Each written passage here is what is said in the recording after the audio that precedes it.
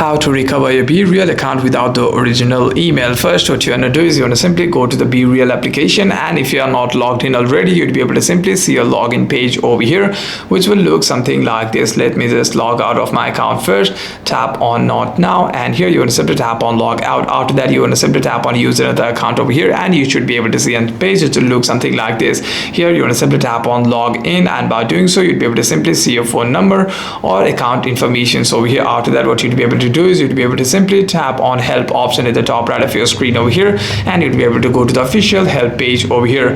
After that, what you'd be able to do is you want to simply specify all of your problem over here, tap on contact us, and you want to simply provide all of the information that belongs to you in order to get help from that official team over here. And by doing so, you'd be successfully able to recover your BeReal account if you have enough proof that the account belongs to you. Hope this video was helpful, and if you have any further questions, make sure to leave a comment down below, and I'll see you guys on the next one.